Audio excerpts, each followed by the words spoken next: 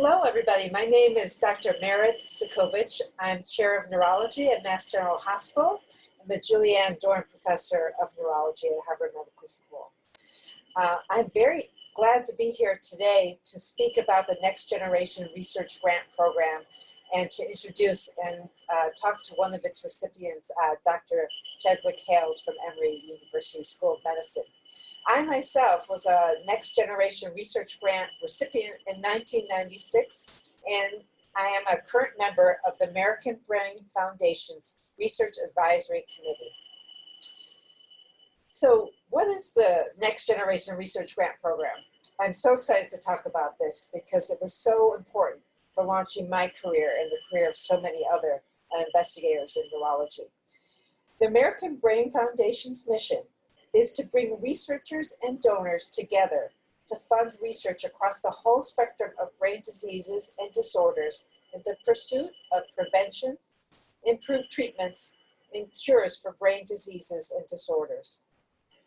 The American Brain Foundation partners with the American Academy of Neurology, the world's largest association of neurologists and neuroscience professionals, and other national organizations to support the Next Generation Research Grants Program. Our unique and critical partnership with the American Academy of Neurology means that we can tap into the largest brain trust of neurologists and brain disease researchers in the world. The program invests in new generations of clinical neuroscientists by identifying the best and the brightest early career scientific investigators and advancing their innovative research projects and their careers. I want to show you some of the great success of this program. Over 250 researchers have received scholarships and funding. This is amazing. The American Brain Foundation is currently funding 28 active research projects in 12 different disease areas. I can speak personally to how this has made a difference for different areas of neurology. This is a way to grow new investigators in areas that perhaps didn't have enough scientists studying it, to attract young people into an area of critical need for new investigation in science. 88% of the researchers who received these grants have gone on to receive national funding. That is a high percentage and very impressive. This program cultivates a pipeline of early career physicians and postdoctorates who seek a career in clinical neuroscience and helps position them to secure more funding. Many program alumni have also gone on to become department chairs, mentors for other trainees, and members of the ABF and AAN board and leadership. The American Brain Foundation has raised over $30 million for next generation research grants. I'm very pleased to introduce and have a chance to speak to Dr. Chad Hales. Dr. Hales is a neurologist at Emory University and received an American Brain Foundation funded fellowship from the Academy of Neurology in 2009. He now serves on the American Academy of Neurology's Research Program Subcommittee, so he has a unique perspective of being on both sides of the program. So welcome, Dr. Hales. Thank you for having me. So Dr. Hales, you received this research grant funding by the American Brain Foundation in 2009. Your research focuses on a model system to study electrical activity in neurons in Alzheimer's disease. Please, I'd love to hear more about your research and in particular what you learned through this fellowship and how it affected patients and helps understand Alzheimer's disease. Yes, thank you for that question. So the project, although it seems like a long time ago, back in 2009, really focused on electrical activity in neurons or brain cells. And the interesting part of the project is it was taking some of those brain cells from mice and plating those on these little special dishes that would record the electrical activity of those neurons. The hypothesis and the proposal, so what we were really trying to understand is, could we generate a model of learning or memory in these neurons in a dish? It's kind of a pie in the sky idea, really, that we were working on. But it was an interesting idea, and the concept was using a series of electrical recordings and kind of biofeedback where you actually generate some stimulus into the dish itself. And then through what's called a closed loop program where you're actually doing stimulation and recording, try to generate memory signals within this dish. And of course, then the goal was to really try to understand how different pathologies, such as changes that occur in Alzheimer's disease, as you've heard of amyloid and tau, different proteins that can accumulate in Alzheimer's disease, really to try to understand how those proteins would impact the model system, and then use that as a way to potentially develop therapeutics. It was certainly an exciting project to work on. I wish it had, this was one of those projects which looked really good on paper to start with, but then when you get towards the end of it, there were certainly some challenges. But what I can say about the project itself is it certainly helped me grow as a scientist, and also provided that important protected time that we need as we're kind of developing our career.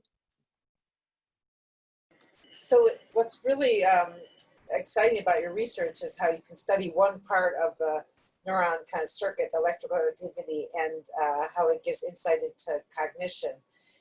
And it's kind of underscores the American Brain Foundation's belief that if you can understand one brain disease, or you can cure one brain disease, it helps understand many. Could you maybe tell us a little bit more about those connections and how the importance of investing in research across all brain diseases?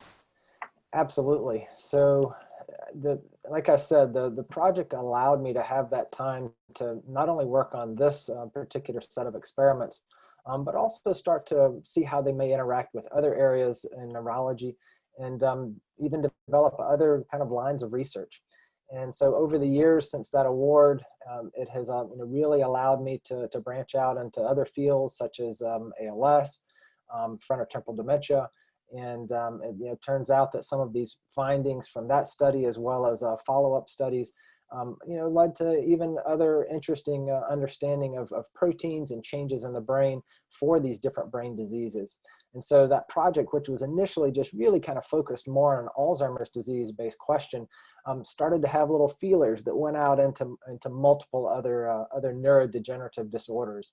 And that's really I think the beauty of the brain is that, yes, there's all these little intricate pieces that we like to look at, but ultimately the organ is so complex yet so connected that it allows us to focus on one piece of the brain, but then take a step back and say, well, this is really important for this disease process, but because of this change, I think it may have an effect over here in this other degenerative process. And so that's why this investment in these awards is so important, because it's even though it's one little piece, it can have broad-based implications, especially if you hit on one of those areas that makes a huge difference for patients.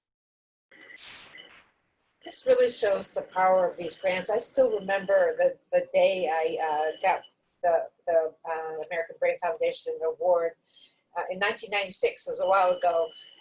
But at that time, and they still do this now, they would bring the awardees to meet the committee, the advisory committee and the review committee, and you have a chance one-on-one to talk to these amazing leaders in neuroscience. And not only did the grant help kind of launch my career, it was one of my first grants ever, but meeting all those people was phenomenal because they became mentors. I remember Dr. Rowland took me around the Academy of Neurology, introduced me to people, kept checking in on my career, and that was like an added bonus to getting this amazing grant. I'd love to hear a little bit about how you're getting the American Brain Foundation grant impacted your career. Yeah, so it's really impacted not only from a basic research side, but also kind of introduced me to the more translational approach to research as well. And so ultimately it led to my successes in receiving a mentor training award, a KO8, which is one of the NIH training awards. I was able to obtain additional funding from other organizations as well. And as I mentioned before, it really allowed me that opportunity to start to kind of reach out into other kind of related fields to try to develop lines of research there as well. Even though it's I guess in the grand scheme, when we think about funding, it's a relatively small award, but it does provide that initial kind of seed that allows fellows to develop and really start to get their career off the ground. And it's really just, it was an instrumental part of getting my career going. And I've seen it happen countless times as well. Obviously hearing your stories, very, very impressive. And then seeing many other students and fellows as well. The success is there. And I think that's really represented in the numbers that you mentioned earlier about 88% going on to receive those higher level of awards. So just the program is outstanding. Yeah, I agree. It's fantastic. We have to keep growing it. I know that now that you're on the Academy of Neurology's research program subcommittee. I'd love if you could just expand even more on why the American Brain Foundation's funding of these research programs is so important. Yeah, so a few years after my award, I was approached by the AAN about getting involved with some of the coordination of these grants. And of course, I couldn't say no because I'm really interested in kind of basically passing it on, right? Training that next generation as we move forward in time, as the name of the award basically indicates. And what that has provided me over the years is, I've gotten to, number one, be involved with some of the, reading lots of different research proposals and really trying to understand how different scientists are thinking. But at the same time, I've really gotten a great understanding of how the American Brain Foundation has tried to leverage its position in obtaining funding and then turning that back into the investment and trying to pump it back into those fellowships. And the question that we always come up at all of our committee meetings are, well, how can we fund more people? What can we do to get more folks involved and really provide some opportunities for new fellows as we move forward into the future? Because again, you just plant that little seed and then all of a sudden you go from having these really tiny, small projects to these larger projects. And then all of a sudden you have novel cures for disease and understanding novel mechanisms of disease. And so my perspective on the research program committee has really just, it's been great to see it from the other side, to see how fellows are selected, and then also just to see the success of the program. And it's just been fun to be part of that, and I hope we can continue to see that as we move forward into the future. Thank you. I think even though we hear about so many people have gotten these 250, it's over a number of years, and having been on the committee that reviews applicants, I know that there's a lot of really talented people that can't get them because we just don't have enough. Absolutely. Every year we always have projects that are just right there on the bubble that just because we don't have enough, those folks just don't get funded.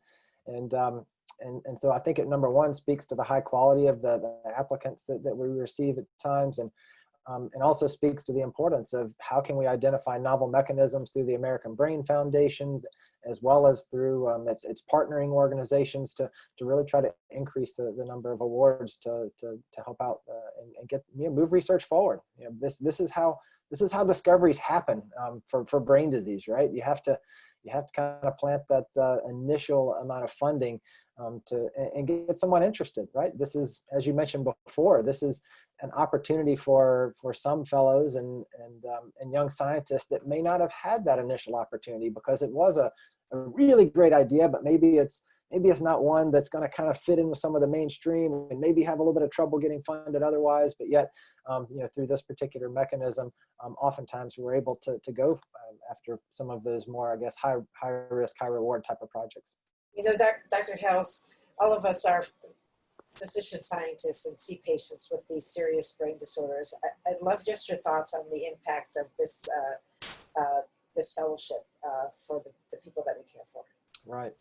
So many of the awards actually involve patients, right? So this is clinical research where some of them may be observational-based studies where young scientists are trying to understand different mechanisms of disease, whereas others may even be small treatment trials of trying to advance therapeutics for different brain diseases. But ultimately, these studies, this is the way you really progress forward into that translational piece. You have to identify things at the basic science level, then in your human populations, and then how do you tie that into therapeutic approaches? to then advance our ability to treat these underlying brain diseases. So these awards are instrumental for that because not only are many of them involving patients, but they also can lead to novel therapies and novel approaches to patient care, which ultimately is the goal for all of us, right? As translational neuroscientists, we want to know how can we improve the quality of life? How can we improve our patients' care? How can we improve the care of our patients and their family? There's just so many opportunities here where these awards can start to see some of those changes for the better. Thank you. Yeah, thank you so much, Dr. Hales, for sharing your experience and your great research. And I wish you a lot of success in your studies for Alzheimer's disease. Thank you. So thank you for joining us today. If you'd like to learn more about the American Brain Foundation, you can visit our website, americanbrainfoundation.org.